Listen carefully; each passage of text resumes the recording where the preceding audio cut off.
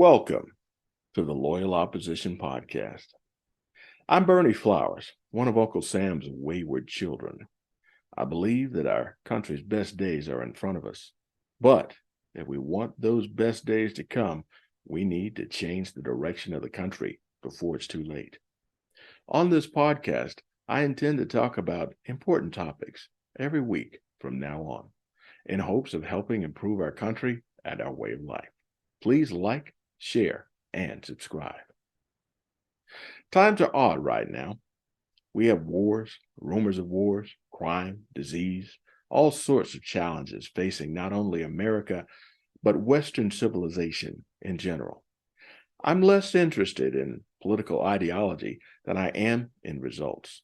Americans are suffering in ways that are new and different, and we're not getting the results that we need and expect from our government. So, I'm going to talk about opportunities for our government and our society to do better. We must all put our differences aside and solve these problems. But before we solve the problems, we must identify and face those problems, not just hide behind them. Freedom is not free. Easter weekend just happened. My wife and I hosted an Easter egg hunt for our neighbors and their children. We had kids from newly walking babies all the way to 15-year-olds searching for Easter eggs at my house. This is the America that I know. Easter reminds me of the sacrifice our Creator made for us. If we're to expect to maintain American freedom, then we're going to have to make some sacrifices. Do our children not deserve the same freedoms that we enjoy? Our government once again accused a former president of breaking the law. They do this while our current president breaks the law every day. If they're coming for our former president, when will they come for us? Indicting a former president for political reasons? That's what they do in communist regimes. Are we now a banana republic with an unstable government? Net zero energy policy. All electric America? We have very little of the lithium required for our whole country to drive electric cars. The U.S. is home to only one active lithium mine. It's in the state of Nevada, and it manufactures only about 1% of the lithium in global lithium production. With hundreds of years of proven oil reserves in America's ground, are we going to make ourselves dependent on American or other countries again for energy? In Maryland, your governor signed a bill to force all Marylanders to drive electric cars by 2035. Do we have the infrastructure to handle all this? Are we ready to ditch fossil fuels in order to power our lives? 15-minute cities. The powers that be want us to live in 15-minute cities. Their idea is that you live your life within 15 minutes walking distance of where you live, while they fly in private jets spewing pollution all over the planet. Is that fair? FedNow. Have you heard of it? FedNow will enable, or better yet, enable consumers and businesses to send payments instantly. It could offer some of the same benefits as a central bank digital currency. Of course, that's a quote. The government plans to use the new central bank digital currency to track your movements. Everything is tracking your movements. Your money, your phone, your social media activity, all will allow the government to track everything you do and everywhere you go. Another quote. Fed Governor Michelle Bowman has said that FedNow may deliver many of the same benefits as a Federal Reserve issued digital dollar. Well, what benefits might those be?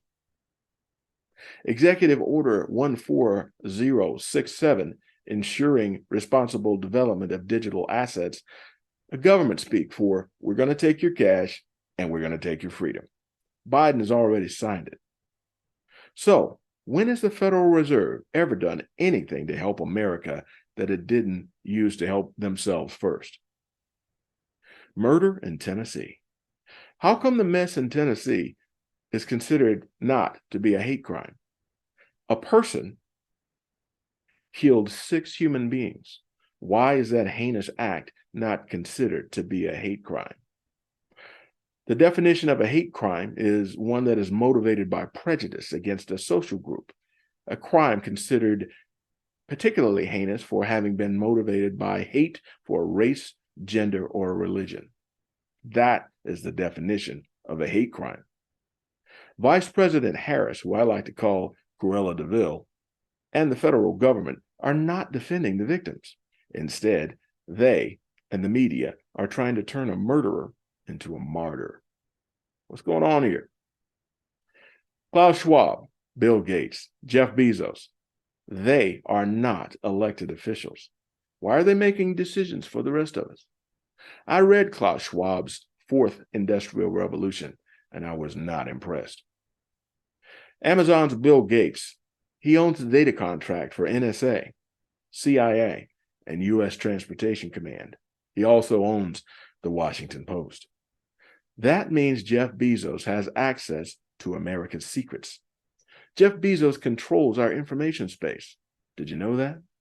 With all that access, he can monopolize and control most of what happens in this country. Are you good with that? The Southwest border crisis.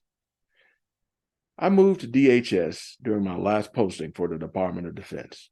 I served as DoD's liaison to the Department of Homeland Security headquarters, where I interfaced daily with Secretary Mayorkas and his senior staff. They were nice people who treated me well. The day that Secretary Mayorkas announced that he had COVID, I was in the elevator with him as he left for the day. He probably gave me COVID. But the issue that I have is the mismanagement of the defense of our southern border. That was the last straw for me.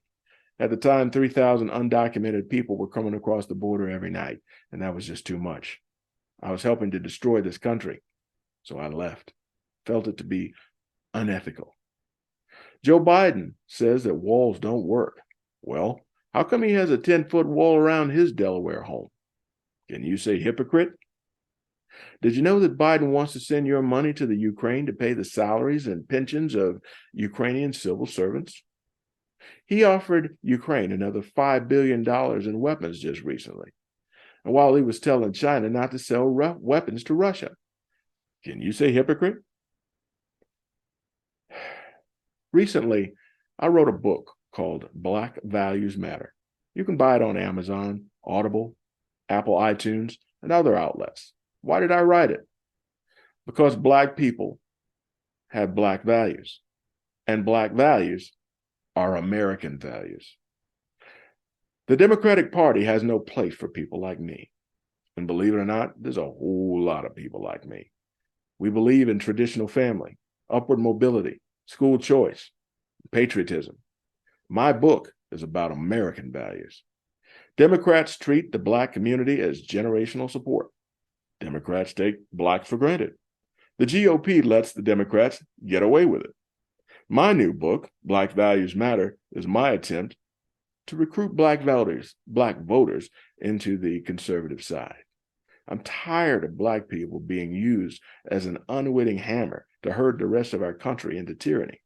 We need to make everyone see what's happening, and my book is just a small part of that effort. Drag Queen Storytime, Failing Inner Cities, Black Genocide, Looming War, the Usurping of the Black Civil Rights Movement, crime spreading out to surrounding unit areas and municipalities. All that's not working for me.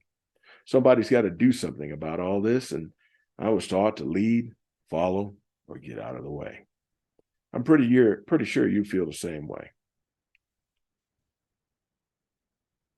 Any of us could have been born in the Congo, digging lithium out of a mine for $1 a day, so some yuppie in the West can drive an electric car. But by the grace of God, our Creator, I was born in America. I'm an American first, last, and always. And that is why I wrote Black Values Matter. In summary, this podcast is the very first of a weekly series that I intend to produce in association with Liberty Arise Media and others.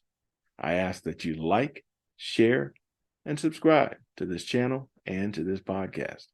And remember, it's okay to disagree, but at some point, we must insist on unity, transparency, and civility if we are to expect our country to survive and prosper. We are the loyal opposition.